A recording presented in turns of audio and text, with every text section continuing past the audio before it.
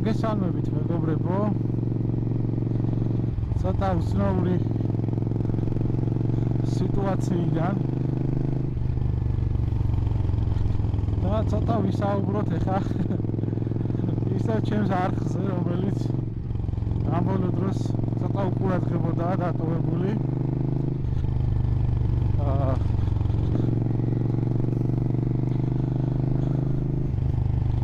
ვინც ახალი მაყურებლები ხართ, დიდი შანსია რომ არ იცოდეთ ჩემი არხის შესახებ. ჩემი არხი YouTube-ზე გაკეთდა სადღაც მგონი 3 წლის უკან ან 4 წლის უკან, ზუსტად აღარ მახსოვს. და ძირითად მიმართულება მაქვს ვებ პროგრამირება და პროგრამირების გაკვეთილები. სადღაც 250 ვიდეოს გადავწვდი მე მგონი.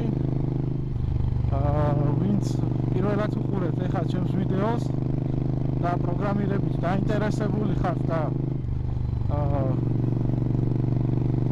არ გაქვთ იმის საშუალება რომ რაღაც ფასიანი კურსი გაიაროთ, ფიქრობ ბევრს გამოგადგებათ ჩემი არხი, შეგიძლიათ გადახვიდეთ პლეილისტებში და დაათვალიეროთ ჩემი ვიდეოები. ეს მათთვის, ვინც პირველად გახსნა ჩემი ვიდეო და ეხლა ვისაუბრებ იმ მაყურებლებისთვის, რომლებიც ასე თუ ისე უყურებდნენ ჩემს არხს. დღევანდელი მოცემულობით რაღაც 5000 გამომწერს ავწვდი ვარდუზე, ამ არხზე კონკრეტულად. და ალბათ იკითხავთ, სად გავქრე. იდეაში ბევრი ვიდეო მქონდა გადაღებული იმაზე, რომ ცოტა მოტივაციის დაკლებობა მქონდა ვიდეო გაკვეთილების გადაღებასთან დაკავშირებით. რაც განპირობებული იყო იმით, რომ საკმაოდ ცოტა ნახვებს აგროვებს პროგრამირების გაკვეთილები, ვინაიდან ძალიან ვიწრო და სპეციფიური სფეროა მოკლედ.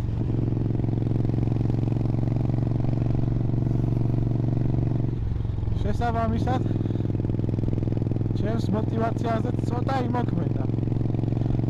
მაგრამ ნუ მაინც მაყოფილი ვარ იმით, რაც დავტოვე ასე თუ ისე და ამ ბევრ ადამიანს ფიქრობ დაეხმარა ჩემი გაკვეთილები. მეც მათთან ერთად ბევრი რაღაც ვისწავლე. და თლად ისეც არ მინდა რომ მოკვდეს ეს არხი და საერთოდ ვიდეოები აღარ დავტო ამ პროგრამირებაზე ან ასე შემდეგ, მაგრამ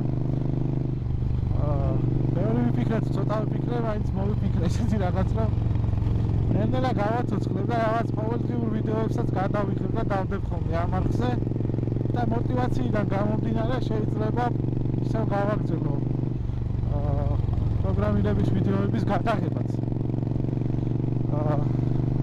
ეხლა რას დავუკვირდი ზოგადად, რატო ვერ აგროვებდა ჩემი ვიდეოები ნახვებს, მოგეხსენებათ, ვინც პროგრამირებაში მოღვაწეობთ, გეცოდინებათ, რომ დაწყება ასე თუ ისე მარტივია პროგრამირების, მაგრამ მერე ძალიან დიდი დრაკონები უნდა დაამარცხოთ.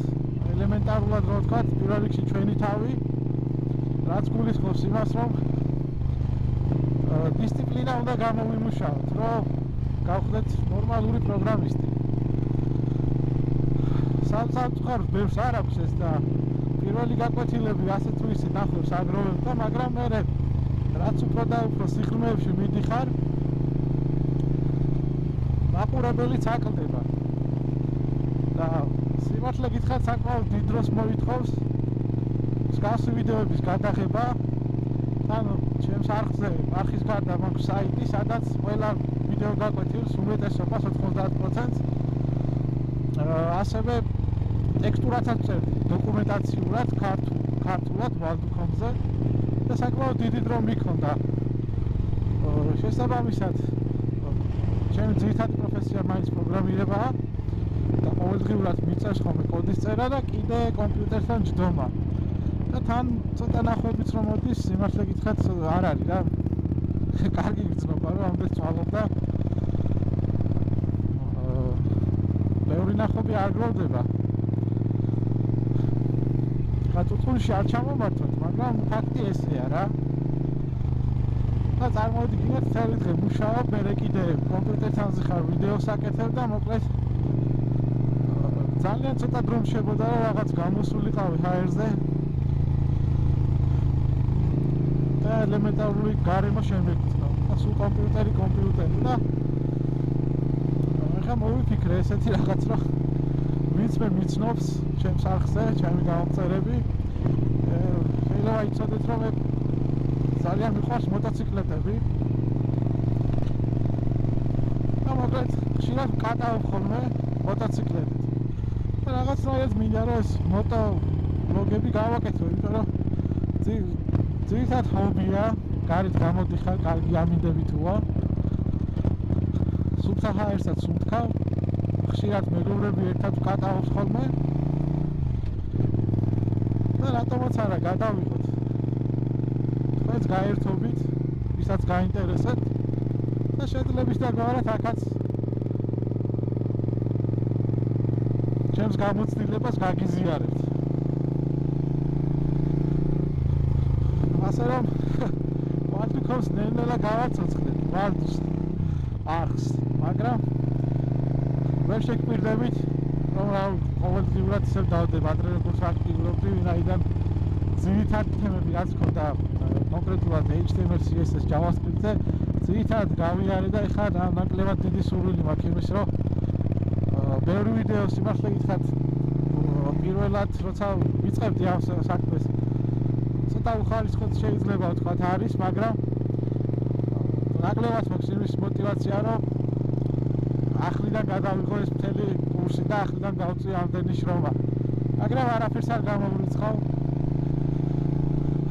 და ესე მოტოვლოგებსაც გადავიღებ ხოლმე ვისაც დაგაინტერესებს კიდევ ერთხელ ვიტყვი პროგრამირება გამოიწერეთ ჩემი არხი გადახედეთ უბრალოდ ვიდეოებს იქნება დაგაინტერესოთ ძალიან საინტერესო საქმეა და ასე შემდეგ ეხლა დაუბრუნდეთ ჩემი მოტოციკლეტების მიმართ ინტერესს რავი თუ გაინტერესებთ მოკლედ ჩაუჯექით მოგიყვებით ჩემს პატარა ისტორიას საიდან როგორ დავიწყე და როგორ მოვედი აი ამ შესანიშნავ ბაიკამდე კრუიზერია ყოველ შემთხვევაში თუ გაინტერესებთ მოკლედ ჩაუჯექით თან ვიკატავთ ერთად თან მოგიყვებით მოკლედ ჩემი ინტერესი მოტოციკლეტების მიმართ ბავშვობიდან არ ყოფილა საერთოდ როგორც უმეტესობას ეწყება ხოლმე აი თითქოს ხლავარ 31 წლის და მოტოციკლეტის პირველი ორბორბლიანი ტრანსპორტი რაც შევიძინე იყო მოპედი Honda Navi და